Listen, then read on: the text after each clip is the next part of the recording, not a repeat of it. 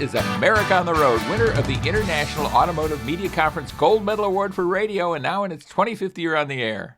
Thanks for being with us as we bring you the latest automotive information from around the world. A global car maker has pulled the wraps off an exciting 2023 model year crossover utility, and we'll tell you all about it. Plus, we'll have a roundup of some of the best car deals for this month. America on the Road is brought to you by Mercury Insurance and DrivingToday.com. If you're looking to save some money, you should switch to Mercury for your auto and home insurance.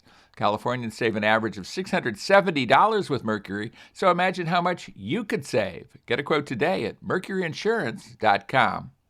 Hi, I'm Jack Nerad. With me is co-host Chris Teague. Chris is based in Maine, as you probably know from listening to America on the Road. And Chris, I haven't got the Maine weather report. I did get a little information about what you're doing around the house, which is kind of cool. But tell us what's going on in Maine today. Oh, geez. Well, it's raining today, Jack. We've had a string of great days, though, so I can't complain too much. The rain is much needed and helps my garden grow. So maybe I'll send you some tomatoes and cucumbers at the end of the season. Sounds delicious. And we had a little tiny bit. A few drops of rain actually touched the ground yesterday as I was walking Austin, our dog, which is very strange for us in Southern California in the middle of summer. I wouldn't say it was anything like a rainstorm, but it was a little bit of rain, so we're happy for that. So that's what's going on weather-wise across the country as we do America on the Road cross country. This week, our special guest is Brent Gruber. He is the Senior Director of Global Automotive for J.D. Power. We'll be talking with him about a just-released J.D. Power study on electric vehicle infrastructure and home charging. You and I talked about this quite a bit, Chris. Really, infrastructure is one of the keys to EV success going forward, isn't it?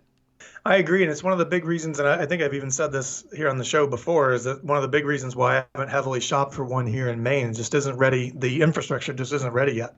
Yeah. In the road test segment, Chris, you're going to take a long look at, we'll describe the vehicle, or at least tell us what vehicle you're going to be talking about a little later in the show. The large and in-charge Toyota Sequoia. Yeah. And I'm going to be talking about the 2021 GMC Acadia. This is a theme show of SUVs that end in the letters I and A. Well, not really, but we're covering two vehicles that happen to have that going for them. This is what writers do in their spare moments as they look at stupid things like that. Before we look at any of those, though, here's some of the latest automotive news. We teased the fact that there is a 2023 that we can talk about, and it is the Kia Sportage. And the Sportage was one of the first compact utilities. I happened to actually do some PR for Kia back in the day and helped introduce and publicize the Sportage. This is a long time ago. This is back in the 90s, I think. It has been a stalwart in that category, but a little too small, I think, versus, say, the RAV4 and Honda CR-V. They're going to remedy that for 2023. It's going to be a bigger vehicle that's going to be essentially right in the middle of that market. It's the fifth generation of the Kia Sportage. As I say, larger in overall size, which will help it out. So there'll be more passenger room and luggage space. That kind of goes hand in hand, doesn't it? There are likely to be hybrid and plug-in hybrid powertrains. Kia didn't describe those in detail. They did describe the conventional engines in a little more detail. It will have a terrain mode or terrain mode driving settings. So there is at least a hint that it will be more off-road oriented than the current Kia Sportage, which isn't very off-road oriented at all. Back in the day, the Sportage actually did have quite a bit of off-road kind of chops to it. It will have the availability of an electric control continuously damping suspension. And the basic engine we're going to see in the United States is a 1.6-liter turbocharged engine with a 7-speed dual-clutch automatic, which is interesting to me. What's your take on the dual clutch in a vehicle like the Kia Sportage, Chris? They've done a really good job with their dual clutches in the past. That I tested a Kia Soul a while back that had the same transmission, maybe an 8-speed, but it was still a dual clutch. But I think it adds a level of engagement that you just can't get with a CVT, and it works well with the turbo engines. Yeah, it's interesting, I think. There is a sportiness to the dual clutch, absolutely. I think in terms of drivability, just every day, some people have some objections to dual clutches. They're not as smooth as a torque converter, a conventional automatic transmission. So it's interesting that Kia continues to stick with the dual clutch, but we'll see that. Of course, it's going to have the 2023 Sportage will have a big displays inside. It's going to have two 12-inch wide displays installed side by side. One, of course, to have the basic instrumentation and the other for the infotainment system. So we're going to see a lot of that. So it'll be exciting. The 2022, I think, is a particular bargain, but certainly the 2023 Kia Sportage, all new, will be an even better value, I think, when it comes out. And it's going to be a while before we see it in the United States, but it'll roll along. So we've got that going for us. You have a news piece for us, Chris? I do. This is a study that I mentioned to you earlier about Edmunds. This is looking at used car prices and particularly cars with over 100,000 miles. Apparently, their study, their data that they collect from dealerships that they work with, showed that the prices for vehicles with over 100,000 miles climbed almost to $16,500 in June 2021. That's compared to just $12,600, a little bit more than that last year. They say it's a 31% increase and is the highest average transaction price that they've ever seen for vehicles with over 100,000 miles. We've been talking about used car prices for, well, over a year now, since the pandemic started, with production delays and now the chip shortage driving demand to the used market. But this is definitely, I won't say alarming, but it's super interesting to see just how many people are out shopping for high mileage vehicles these days. Yeah, I mean, it's interesting that they could even collect data on this, because most people wouldn't even buy, and our dealers wouldn't even attempt to sell vehicles that had over 100,000 miles on them. But certainly times have changed, and the shortage of vehicles out there, the apparent shortage of both used and new vehicles, has prompted a lot of people to consider vehicles that they probably wouldn't consider otherwise. And I would say at the same time, there's plenty of vehicles out there with 100,000 miles on them that have plenty of useful life left in them. And maybe those are particular bargains. I'm not sure about spending $15,000, $16,000, $20,000 for a vehicle with 100,000 miles on it, but I think there's some value in that. Yeah, and their Edmunds data is showing that they're selling quickly too. They sat on the lot for an average of 30.5 days in June 2021 compared to almost 38 days last year. And I suppose if you really wanted to dig into it, Edmunds didn't, but if you really wanted to dig into it, you could probably find some insights on the credit market too, with a lot of financing heading to the high mileage vehicles where it might not have been so easy to finance them a year ago. But I won't speculate there. I think it's just an interesting angle that we could look at maybe next time. Yeah, absolutely. Well, I want to talk a little bit about a new introduction this week. The 2022 Infiniti Qx60 was introduced a little earlier this week, and we look forward to that. It has much in common, a ton in common, with the new 2022 Nissan Pathfinder that we have talked about at length on the show. And so we expect it to be a very, very good vehicle, and properly upscale, of course, in the Infiniti tradition. It will also have a giant display, a 12.3-inch interactive display with wireless Apple CarPlay and Android Auto. It's funny that that's what I talk about as the lead piece on that, but that's one of the most important things to a lot of people about it. 7 seats will be standard in this vehicle, and it will be introduced this fall. So we're going to see that in the marketplace very, very soon.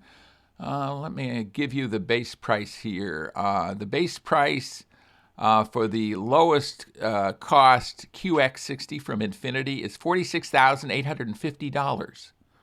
So right up there around $50K, and properly luxurious. And you can get one that will go up toward the almost $70,000 if it were optioned up quite a bit. So that's coming. And I also teased the fact that there are, we're going to talk about best car deals, so let me give you some of them quickly before we have to get out of this segment. Volkswagen, as you know from listening to America on the Road, is introducing its battery electric ID4 compact SUV, and here's the lease deal on it. And I'm not necessarily a big proponent of lease deals, But in this case, with electric technology still kind of new, maybe this is a way to dip your toe into electric without the commitment of a purchase.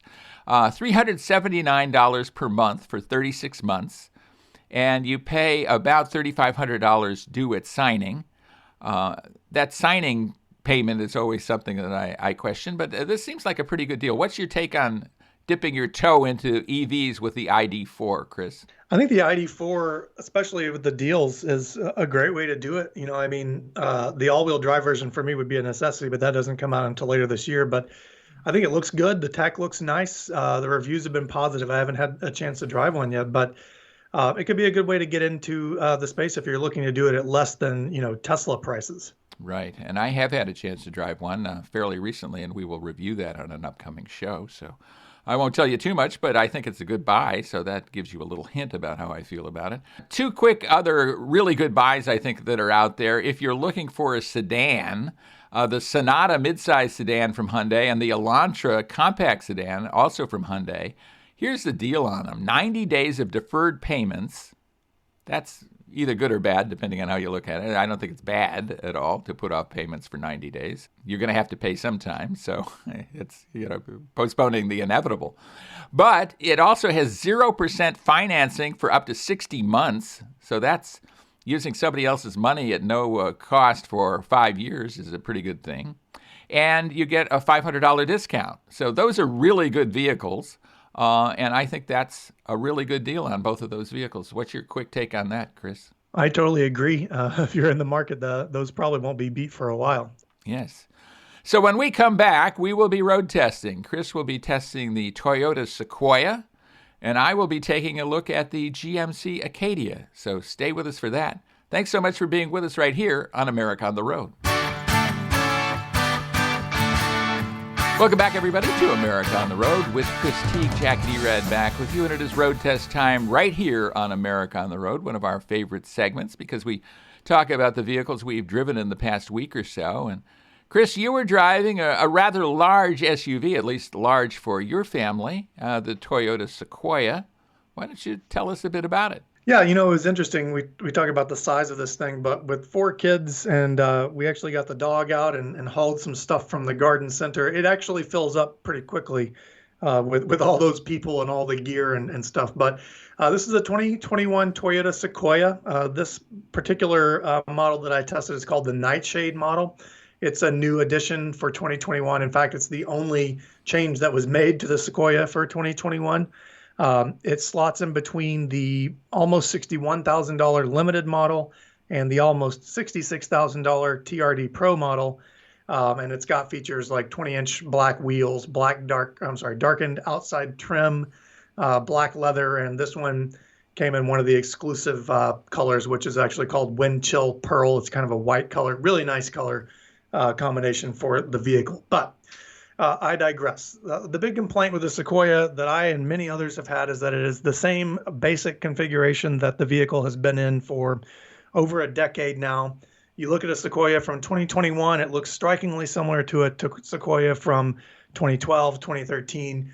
And for some people, that's endearing. I don't really mind it so much. However, comparing it back to back with vehicles like, the Ford, any of the new full-size SUVs from Ford or GM, it feels old. And I don't know how you feel about that, Jack. I think some people probably lean on that, saying that the Sequoia is bulletproof, and that's probably true.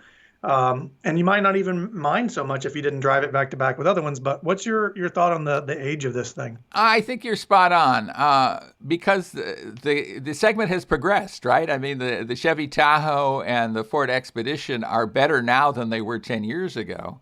And it seems like the Sequoia has largely been standing still. I mean, it was a really good vehicle 10 years ago, and it's still a good vehicle. I still think there are good reasons to choose the Sequoia over others. But it strikes me for one thing, and I'm going to say this probably about the GMC Acadia when I talk about it in a little bit. It strikes me as maybe a little small for the segment now. The interior space is not quite what it would be if you got one of the domestics that I talked about. And that's a big deal in this kind of segment, isn't it? I agree. And I think, I'll expand on that by saying it's not so much the size. So, yes, Sequoia's big, it's giant, but It's how the space is used. So if you look at you mentioned the Tahoe or the Expedition and all those vehicles, they've made use of the space by creating small item storage cubbies all over the place. There are nice dividers in the center console that help break things up, and all sorts of other storage spaces. In the Toyota, just because of its age, I guess, mostly because of its age, doesn't have that same clever sort of division of the space. So what you end up with is a large area with, kind of not a lot of options to put stuff places. And for some people, that's fine. With kids, my daughter's junkets that they drag around with them everywhere were rolling around under the seats. In fact, this morning before I gave the vehicle back, I pulled out some pins and a hair clip and some other things that would really have done well with some cubbies. But I digress. So the Sequoia is powered by a 381 horsepower V8 with a 6-speed automatic transmission. It comes standard with rear-wheel drive. My tester had 4-wheel drive. Did not get to use it, unfortunately, off-road. But it does, especially in TRD Pro trim, handle itself quite well on the trails. I don't think anybody would do rock crawling or anything like that in a vehicle of this size. But for its heft and for its weight, it moves around, quite well. The V8 engine sounds nice. It's got a nice throaty growl, but, fuel economy suffers there. And it doesn't handle all that well because it's a full-size SUV that's more like a truck than anything else. That said, there's plenty of cargo space in the back. At 6 feet tall, I had no conflict with second row passengers, even in large car seats, or there was an adult at one time that rode behind me. Plenty of room in the captain's chair. So really no complaints about the space or how it drives. I think, the age shows mostly, and the technology, and as we mentioned earlier, the configuration of the interior.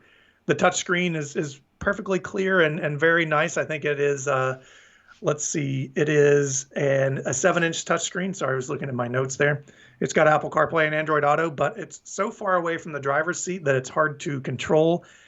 Even with my reach, I had to lean out of the seat to reach the tuning knob to change the radio stations and things like that. So, I think the upgrades or the overdue overhaul that will be coming hopefully in the next year or two for the vehicle will remedy some of these things while leaving some of the bigger things that we like, the size, the capability in place. And you are 6 feet tall, so having to lean that far to reach the radio controls. There's something about Toyota and their infotainment screens. They seem to catch a lot of glare typically. I think I noticed that in the Sequoia when I was driving it. And they seem to be quite a reach sometimes. But all in all, I think the Sequoia is a good vehicle, so worthy of a look. Not quite as large as the Expedition and Tahoe, and you might like that. It might be good for you, and you might like that Toyota quality as well. So reasons to look at it and reasons to consider others as well. And I say that probably is a good way to look at the GMC Acadia. For the right family, and I think this is a family vehicle, it can be a good vehicle. It could be a good buy.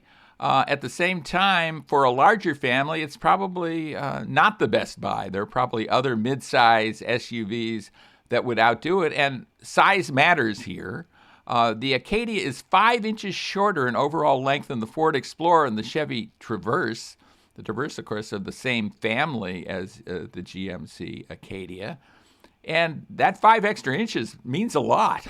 That's more cargo space, more people space. So if you're interested in a 5-passenger SUV, the Acadia will offer you that option and a ton of cargo space. If you're looking for a 7-passenger vehicle and you really want to use that third row a lot, I would look elsewhere. I would look to those vehicles I talked about, or vehicles like the Honda Pilot or the new Nissan Pathfinder, for example. The good news in the Acadia is in many configurations, it has second-row captain's chairs. A lot of people like that.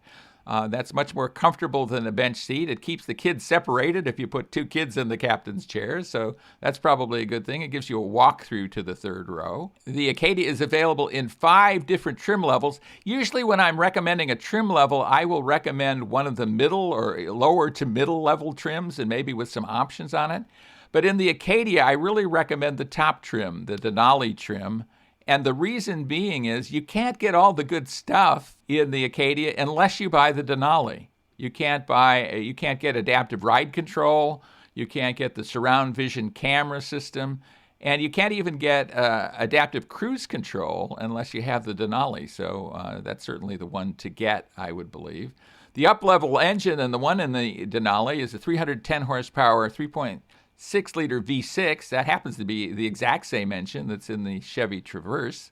And it has a 9-speed automatic transmission. I like the looks of the Acadia a lot. I think it's a very sharp-looking vehicle, and the interior is also very, very nice, well-finished. And if you're a second-row captain's chairs kind of person, or that fits your family unit as a 5-person family. It wasn't so great for the Nerad family because somebody was relegated into the third row if we had 2 captain's chairs in the rear. But for a family with 2 kids, I think it's probably quite a good one. What's your take on the Acadia, Chris? I think it's funny, even with 2 kids, one of the kids always insists on riding in the way back, we call it. So we sometimes end up with kids, even in our Volvo, in the third row, even though we only have 2 of them. But I think I like the Acadia styling. The update kind of took away the super square wheel arches and smoothed things out. It looks great. And I agree with you on captain's chairs. It kind of creates your own, for lack of better word, demilitarized zone between the 2 kids. It keeps their hands to themselves and keeps them separated. But all in all, I like the way it looks. I like the way that GMC packages their options, although I wish some features were standard, like more safety features at the lowest level. But agree with you on the top trim there. I drove one a little while ago and thought it was very comfortable. I didn't spend a lot of time with it, but I can see the positives that you're stating and agree with them. Well, very, very good. So I think we have 2 vehicles that are the right vehicles for the right families and might be avoided by others, maybe with larger family units, right, with more kids or larger kids. Or if you want to use, in the Acadia's case, if you want to use the third row a lot, I would look to other vehicles that have a roomier third row, for example. But for a family of 4 or 5, quite a good vehicle for about $50,000, properly equipped.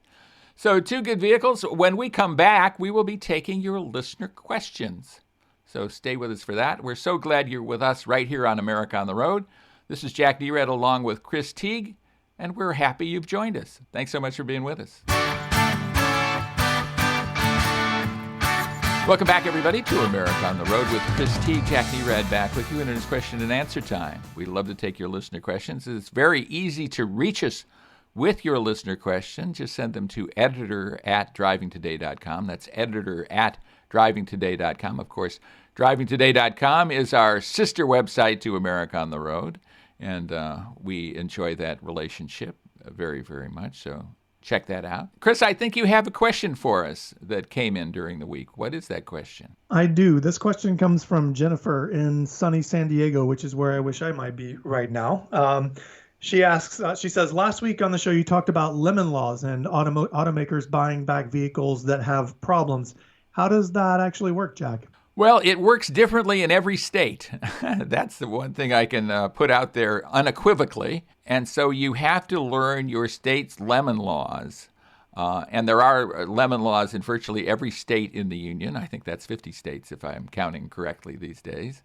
And like I say, the regulations differ somewhat. The basic premise of a lemon law is to protect people against vehicles, and these are new vehicles, that are sold to them and then just don't function properly and can't be fixed, hence the term lemon. And it takes multiple trips to the dealership, and each state has its own regulations on how many trips you have to make to the dealership, how many attempts the dealer has to make on the car to fix it before it can qualify as a lemon law vehicle. And so I would say in many instances, it's worth your while and worth the expenditure, because it's going to cost you some money, to hire a lemon law attorney just to get the basics on this and go through the process. The goal is, if you can't get your car fixed, you bought a new car, and every make has this. Some of them just are not built particularly well. A very small percentage, a small number, but they go out into the marketplace and then they just don't work. And they largely can't be fixed. There's either some design flaw, some part flaw that can't be fixed, something about them that prevents them from operating properly. And then car companies will actually buy those cars back from the consumer who bought them. So that's your recourse. It's a pretty good recourse once you get there, but getting there, as you can imagine, Chris, it's kind of problematic to have to go back to the dealer over and over again and not have a car while you're trying to get this vehicle that you bought new fixed. I mean, what are your thoughts on that? Yeah, I agree. I went through something similar, although not under lemon law, with a used car years ago, and it's just a total pain. The dealer in some cases will do just enough to satisfy or try to fix the issue just so that they can, say that they made an effort. They really don't want to buy that vehicle back, but the laws exist for a reason, to protect consumers. So hopefully you're able to take advantage, or at least get through the process if you need to. Yeah, your first, probably the first thing you should do is do some online research about it. Probably your state's Secretary of State office or your Department of Motor Vehicles, depending on what your state has, and who is regulating car dealers and those transactions. There could be a consumer ombudsman in various states that can help you with that. But getting that information is important. This happens frequently, more frequently than you would guess, and there is a remedy, and the remedy is buying that defective new car back. Certainly that's the last recourse. It's the last thing the dealer wants to do. It might be the last thing you want to do, although if you have trouble with a vehicle and it has to go back to the dealership for service over and over and over again, you're probably just as well rid of it. So it's something that you should pay attention to. It is possible to get this done. On the other hand, as you talk about, Chris, with a used car, it's even a more difficult problem, and there are no lemon laws to help you in that situation. Yeah, we ended up, this was, it was with CarMax, and I don't think it was their fault, but we went back and forth many, many times, and finally ended up getting it fixed. Thanks to their policy, we were able to get it done, but there was no protection. So if they hadn't agreed to do that, then we would have just been out on our bum fixing the car out of pocket. Right. There are some remedies if you can represent or if you can state the case and maybe prove the case that the dealer has misrepresented the car, did not reveal problems with the car that they knew about before they sold it. But that's pretty darn difficult to prove. So I would say, as we talk about so frequently on the show, do a ton of research ahead of time. If you're buying a used car, understand the return policies of the dealership or the entity from which you buy that car. Then go about your business with that information in mind, as opposed to just crossing your fingers and hoping. Yeah, just real quick, I'll say that even though it might not catch everything, a pre-purchase inspection is worth its weight in gold. If you're buying a used car, have it inspected by somebody other than the shop that you're buying it from, even if you love the person you're buying it from. Absolutely true. And maybe even more so if you love the person, quite literally, if they're a family member or something like that, because that can, you don't want to screw up the family dynamics of buying from your cousin and then hating your cousin for the next 40 years and never wanting to go to another wedding where that cousin is, right? So you want to avoid that. When we come back, we will be talking with Brent Gruber, who is the Senior Director of Global Automotive for J.D. Power. They just released a study on electric vehicle infrastructure, home charging, people's satisfaction with those kind of things. So we will be talking with him about that. So stay with us for that. With Chris Teague, this is Jack Nerad with you. And we thank you so much for being with us right here on America on the Road. Welcome back, everybody, to America on the Road. Jack Nerad with you. And we have a very special guest for you right now. His name is Brent Gruber. He is the Senior Director of Global Automotive for J.D. Power, our friends at J.D. Power. Brent, number one, thanks for being with us. We appreciate it. Yeah, thanks for having me on the show, Jack. Interesting thing that we're going to talk about today. I think it's very interesting. We're talking about electric vehicles. Certainly, electric vehicles are on everybody's lips.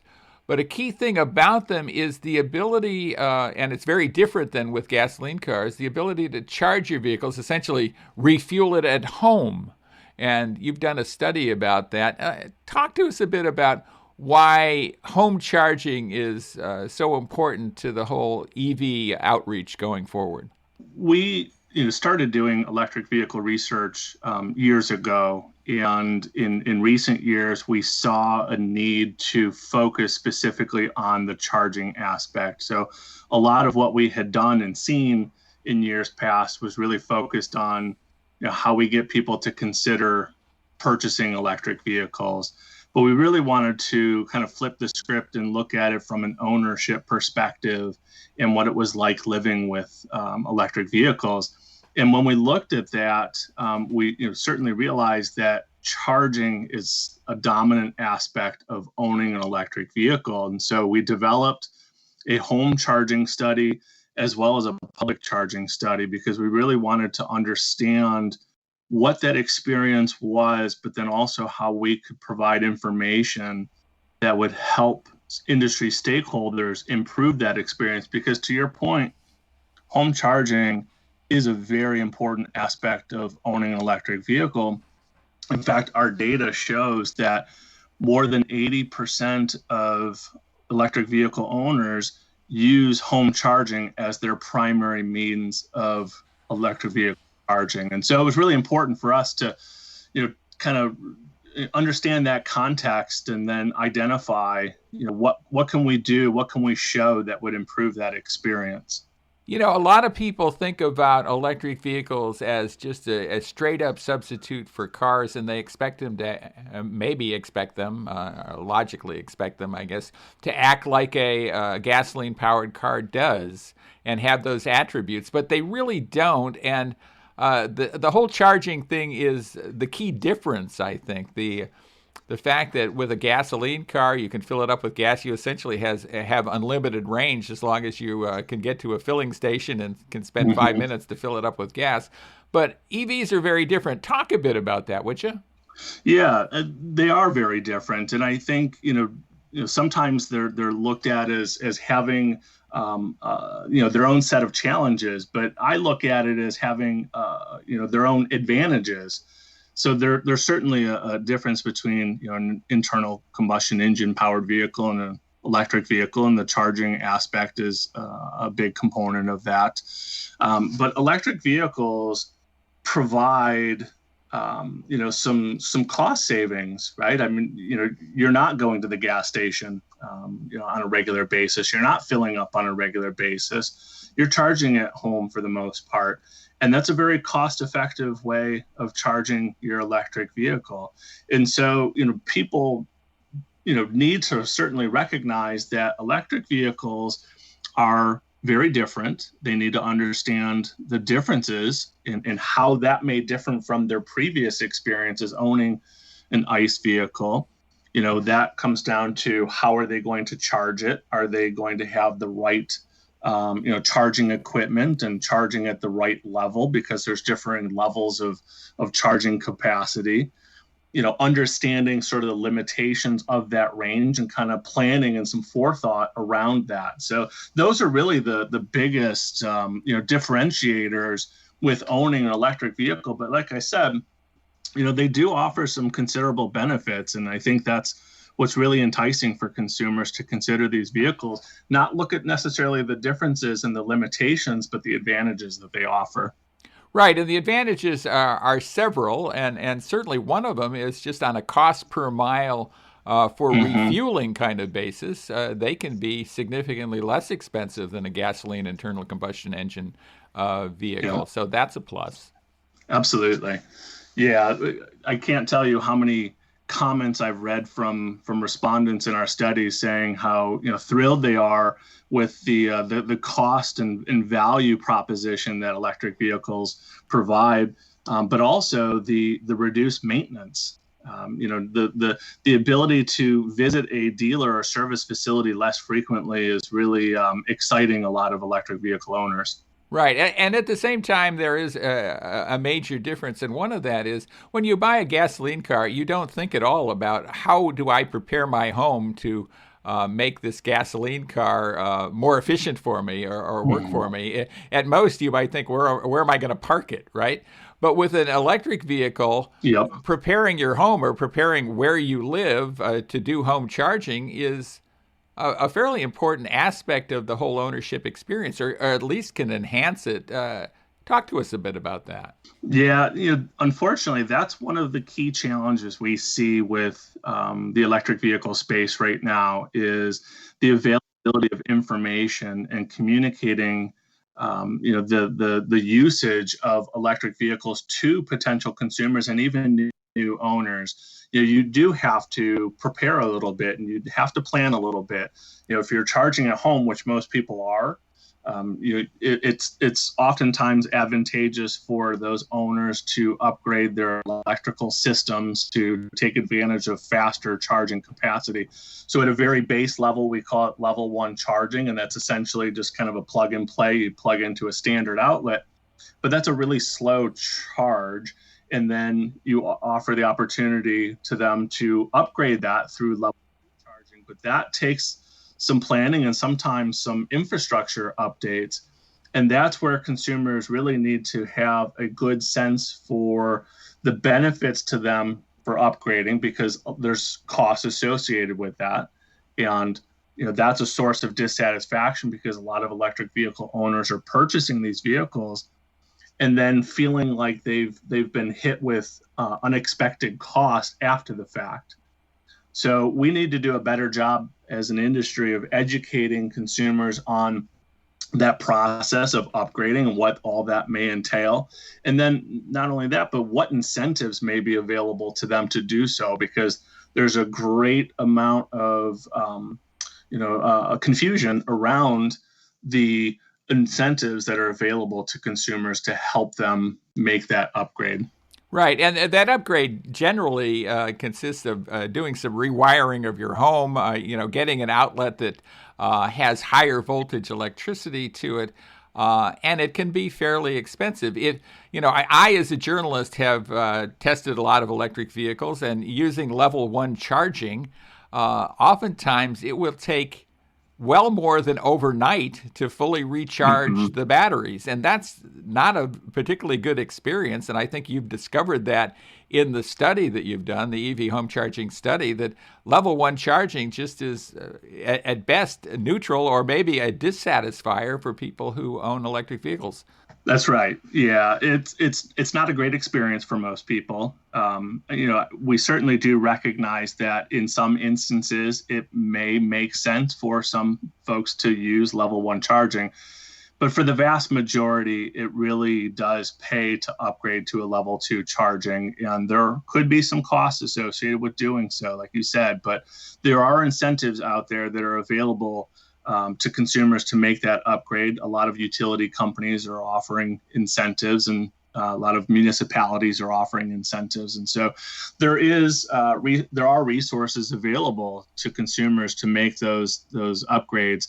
And it really is a drastically improved experience. So, you go from taking a vehicle that may require a full day to charge to, getting a sufficient charge in a matter of hours. And you're really improving that experience when you're shortening that time. Yeah, I think when you can get to a situation where you come home at night, whether you're coming to your apartment or you're coming to a house and putting the car in your garage, you plug it in, and in the morning there is no doubt that you have a full charge, and maybe you have, depending on the vehicle, something like 200 miles of range, let's say. That's way more than sufficient for the typical driving in a typical day. So that's a pretty good experience. Basically, you're starting out with the equivalent of a full tank of gas every day that you get up and go to the garage. And that's a very positive experience, isn't it? It is, yeah. And I kind of liken it to charging your mobile phone overnight, right? At night I plug in my phone and it charges overnight, and in the morning I wake up and it has a full charge. It's very similar to that process, and that's convenient. It's easy for consumers to plug their car in at the end of the night and wake up in the morning and have that full charge in that range. Like you said, there's pretty high ranges on a lot of these electric vehicles today, and that's sufficient for most people. So I think there's a little bit of a misperception around electric vehicles in terms of ranges and limitations and charging, because for the vast majority of owners, it is a pretty simple process where you are simply just plugging it in at the end of the night and getting that overnight charge, and that's providing you with an adequate range and charge capacity at the beginning of the day, and that will get you through. And then you top up as needed. So this whole notion of limitations of ranges and the lack of availability for public charging stations, it really isn't as critical of an issue as it seems to be when you factor in the predominant usage of electric vehicles and how consumers are using those. Right. And if you rely on public chargers, and maybe some of this is covered in the study, why don't you talk about the experience if you're relying on public charging versus at-home charging to charge your EV?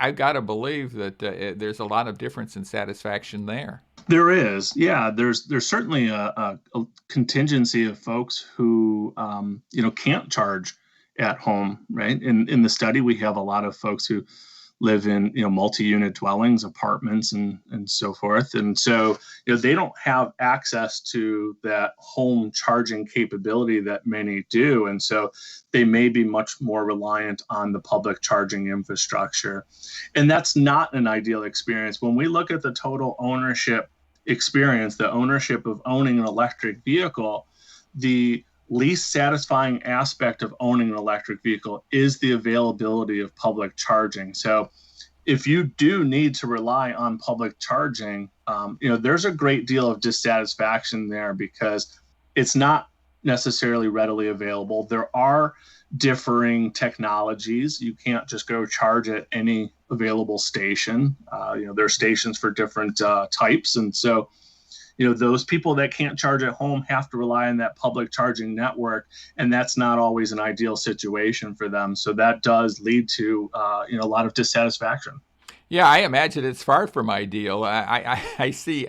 I live fairly close to a Tesla supercharger station, and I see people sitting in that lot all the time, spending X amount of time. It's, I would say, probably a minimum of half an hour at a time, just sitting in their car doing stuff while their car is charging. And geez, I'd hate to do that several times a week. It would just be such a large time suck for me. And you probably found that in the survey that you did, in the study that you did. Yep, exactly. And so that's why we wanted to focus separately on a public charging study too, which we have coming out here in August. We fully recognize that consumers do need to charge in public. There's a couple different types of people charging in public. There are those who are going on road trips, and then there are those who are just utilizing local public charging facilities. And the key to that latter group is really making sure that it's a convenient location for them. So to your point, if someone's using that public charging station and they're kind of there twiddling their thumbs for a period of time, are there amenities nearby that they can utilize? Can they go shop? Can they go grab a bite to eat? Making sure that those things are available to them, because those are the kinds of things that do improve the public charging experience. So if you have to rely on that, it's a fairly convenient aspect. Driving home from work, on the way home, I need to stop and pick up some groceries. I can plug into the public charging station at the grocery store, top up my battery, and then I'm on my way. That's a convenient experience. And so from a public charging standpoint, that's what we're hoping to get to, adding that convenience to the consumer. Right. We're talking with Brent Gruber. He is Senior Director of Global Automotive at J.D. Power, about a study they've done on home charging. What are some of the key learnings? Well, one of the things I'm curious about is how utilities play into all of this, because the utility landscape across the country is very, very different. I think gas stations are much more standardized than, say, the utilities and how they deal with electric vehicles are across the country. What's your experience about that, and what's your thoughts on that? Yeah, the utility companies certainly play a very critical role in this. One of our primary goals with the research we're doing is to advance the industry, advance the consumer experience. And looking at this, it's very clear that there are a number of stakeholders who are involved in this process and have some stake in improving this experience for consumers, and utilities are certainly one of those. It's a challenge for the utility company to ensure that there is a stable supply of electricity. I think we saw it last winter with cold weather in Texas and the burden that it can put on the electrical infrastructure, and we're starting to see it now in California with high temperatures and the impact that that's putting on the electrical system. So there's really a critical role for the utility companies to play in terms of ensuring that there is stable electricity, first and foremost, but secondarily, making sure that consumers are aware of what's available to them from an incentive standpoint to maximize charging in the home environment. And what I mean by that is a lot of utility companies offer incentives to their customers to make these upgrades. So, we talked about how it's a very low satisfying experience using level 1 charging. It's much more satisfying using an upgraded level 2 charging. Utility companies oftentimes provide incentives to make that upgrade. One of the findings that I found rather alarming within our study was the fact that about half of all level 1 users were not aware that their utility company provided an incentive to help them make the upgrade to level 2. So that's a concerning finding to me, because we know there's a drastically improved experience going from level 1 to level 2. And so the utility companies, they need to step up and ensure that these incentives are not just available, but widely communicated to their consumers or their customers. And so they play a critical role in stabilizing the electrical supply and then making these incentives available to consumers. It's different, like you said, from region to region. Different utility companies have different programs. There's not a lot of commonality, but I think that they owe it to themselves to look at those utility companies that offer these advantages and offer these incentives and leverage that within their markets to help drive electric vehicle growth. What are some takeaways, Brent, from the study, from the EV home charging study, that consumers should be aware of? If you're a consumer, what can you tell them? What can you tell consumers that you've learned from the study that could be helpful to them as they consider an electric vehicle? Yeah, first and foremost is the charging level. Just because that's such a big source of dissatisfaction, as we mentioned, level 1 charging is really a dissatisfying experience. Understand what it will take for you to make that upgrade from level 1 to level 2, if that is the right path for you. And I think that's a conversation that consumers need to have with their dealers. I think that the selling dealer certainly understands the local market and what incentives are available to them by the utility companies or by their municipalities. And so first and foremost, consumers need to be aware of their situation in upgrading from level 1 to level 2, and then what resources are available to them, just because that's such a big boost in satisfaction. And then secondarily, I think a key finding for those who are maybe considering electric vehicles is the reality versus perception. And the perception is we hear a lot about range limitations and long charging times, and that's not necessarily the case. With my ICE vehicle, I'm not going to the gas station and filling up every day. It's no different for an electric vehicle. I'm not charging from 0 to 100 every day. Oftentimes it's a top-up situation where, they're boosting their charging level up a little bit. And so, you don't necessarily need to have that full charge on a frequent basis. You can have the convenience of plugging it in at night, getting enough juice overnight where you have sufficient range in the morning. And I think that's a big factor for those considering electric vehicles to be aware of, that it's not necessarily this doom and gloom limitations, range anxiety, and public station availability and finding those. It's not the concern that it appears to be. Right. I think there's a lot of happy talk about EVs, and there's a lot of very negative talk. And I think probably, as you're identifying, the answer is somewhere in between, and having a realistic expectation about what EVs pluses and minuses are, I think is very important to overall satisfaction and adoption of EVs going forward. Exactly. Yep. And I can't, emphasize enough the role of the dealership in this process and communicating with the consumer, understanding what their individual needs are. How are they planning to use this electric vehicle? They can really kind of tailor the experience around the consumer's needs. And they're a very critical link in this process of getting, electric vehicles, to proliferate and helping with consideration of electric vehicles and advancing the technology.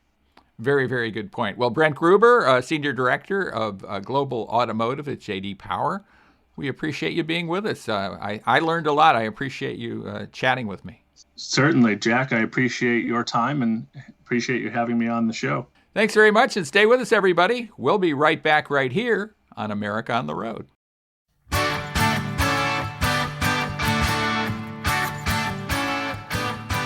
And that was our interview with Brent Gruber, who is Senior Director of Global Automotive for J.D. Power. Really interesting stuff. I mean, if EVs are going to work for the bulk of people in the country, we have to have that infrastructure. We have to be able to do home charging of the vehicle. So interesting to hear what he had to say about that. And it's always interesting to hear what Chris Teague has to say about cars. Chris, thanks so much for being with us as co-host again this week. You have flattered me yet again, and I hope that everyone listening had a great time. And if you like what you heard, I will ask, as I always do, hit like and subscribe wherever you get your podcasts and leave us a review. That will help us continue to grow and hopefully bring more people along for the ride. That would be terrific. And if you like the show, please pass it along to a friend. If everybody who listens passes it along to just one person, I think we double our audience somehow. And that's good for us. I think good for America on the Road. And we appreciate that. So thanks for doing that. Please check out my book, The GR Factor, Unleashing the Undeniable Power of the Golden Rule. It is available at Amazon, Barnes & Noble, and wherever you buy books. Support your local bookstore if you can, of course. And again, thanks to Chris Teague for being with us. Thanks to Mercury Insurance for helping to sponsor the show. And most of all, thank you for listening to America on the Road. It means a lot to us, and we appreciate it. So join us again next time for another edition of America on the Road.